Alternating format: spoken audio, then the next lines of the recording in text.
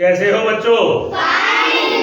देखो पिछली बार हमने इनफॉर्मल तरीके से कोण बनाना सीखा, बिना प्रकार के, बिना कंपास के। अभी अब पहले हम रचना है क्या, वास्तव में रचना का मीनिंग क्या है, अर्थ क्या है, और प्रैक्टिकल में व्यवहारिक रूप से रचना कैसे काम करती है, इस पर हम बात कर रहे हैं। ठीक है ना। फॉर्मल पढ़ाई यानी कि कंपास और प्रकार और प्रोटेक्टर से भी हम सीखेंगे, लेकिन अभी आप एक जनरल वे में देखिए। यहाँ पर आप बोर्ड पर एक रेखाखंड देख रहे हो, रेखाखंड AB, रेखाखंड AB। रेखाखंड क्या है?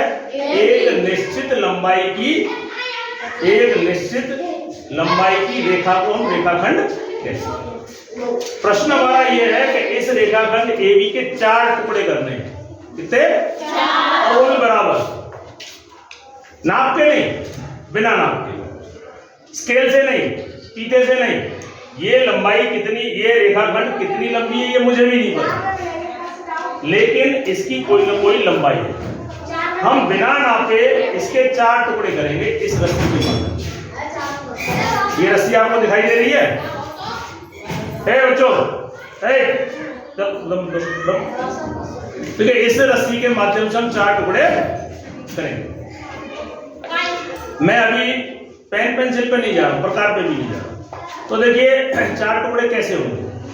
सबसे पहले मैं इसका आधा करता हूं, आधा, और जिसे हम गणित में बोलते हैं लंब अर्धक, लंब भी हो और अर्धक हो। तो उसका तरीका क्या है कि जो भी ये लंबाई है उसका आधे से थोड़ा सा ज्यादा टुकड़ा ले लो। एक अंदाज लगा लो, देखो आधे से ज्यादा दिख रहा है, कम दिख रहा है? ज्यादा। आप अपनी इच्छा से कितना भी ले सकते हो, लेकिन शर्त क्या है, एक अंदाज लगा लो आधे से थोड़ा सा ज्यादा हो। तो वहां पर मैंने एक चौक पकड़ लिया, ठीक है। देखो ये आधे से ज्यादा है, तो एक टुकड़ा आप एक चाप, इसे चाप बोलते हैं, ऊपर लगाओगे और एक चाप नीचे लगाओगे। अब ये चाप बदलनी नहीं है, क्योंकि मुझे इसका आधा करना है। तो एक तो यहां से लगाई, एक इधर, एक इधर, इसी प्रकार एक यहां से लगाऊंगा और एक नीचे। समझ बात? yes। अब ये जहां पे भी कट रहा है उसे आप जोड़ दीजिए। तो ये जुड़ने के बाद ये जो है, ये मैं अगर इसको नाम दे दूं LM, क्या दे दूं? LM। तो LM जो है इस रेखाखंड AB का लंब अर्धक है।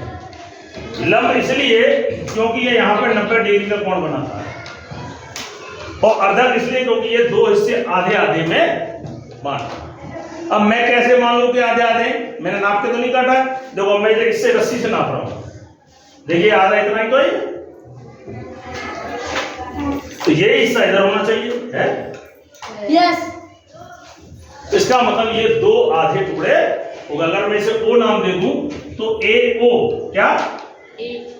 AO that is equal to OB, यानी AO OB के बराबर है। ये वाला टुकड़ा और ये वाला टुकड़ा कैसा है? इक्वल, बराबर। अब मुझे तो करने 4 टुकड़े, लेकिन हुए कितने? 2। मुझे 4 करने हैं, हुए कितने? 2। 4 कब होंगे? 2 इसके कर दो और 2 इसके कर दो। अब मुझे इतने का आधा करना है, तो फिर से आप इतनी लंबाई ले लीजिए, आधे से ज्यादा। वो आधे से ज्यादा लग रही है? यस। एक चाप यहां लगाओ और एक चाप, फिर इसको आपको बदलना नहीं है, जितनी ये थी उतनी ही आप यहां से लगा दो। और ये जहां भी कटेगी उसे क्या कहेंगे? अगर इसको मैं नाम दे दूं PQ, तो PQ इस AO का लंब अर्धक है, लंब भी है और अर्धक है। यानी कि ये वाले टुकड़े जो हैं, ये वाले, ये कैसे समान। इसी प्रकार मुझे इसका भी आधा करना है, तभी तो 4 होंगे। तो आप आधे से ज्यादा, देखो ये आधे से ज्यादा है, तो यहां पे एक चाप ले ली और एक, और इधर से ले लीजिए आप, और जहां पे भी कट जाए, चलो इसको भी कोई नाम दे देता हूं मैं, DE। क्या दे देता हूं? तो DE जो है ये इसका लंबवर्धक है। अगर इसको मैं नाम दे दूं F, इसको मैंने F दे दिया इधर F और इसको दे दिया G, तो ये वाला टुकड़ा AF किसके बराबर हो जाएगा? AF that is equal to FO, और FO ये वाला this is equal to OG और इक्वल टू GB। क्या आप मेरी बात समझ में आ रहे हैं? यानी ये टुकड़ा, ये टुकड़ा, ये टुकड़ा और ये टुकड़ा, चारों टुकड़े कैसे हैं? समान। अब देखिए रस्सी से नाप के देखो है भी कि नहीं, देखो है थोड़ा बहुत वो चौक का मेरा अंदर है, देखो है। और ये इस प्रकार आप चार टुकड़े इस रस्सी से या किसी भी एक कांस्टेंट लंबाई लेकर, चाहे छड़ से या किसी से भी आप कर सकते हैं। अब यही काम हम सिस्टमेटिक तरीके से किससे करेंगे? प्रकार से। जो मैंने रस्सी का काम किया, प्रकार है दिखाओ, जो मैंने रस्सी का काम किया, अब वो आप कॉपी पे किसका काम करोगे? प्रकार का। तो देखिए प्रकार में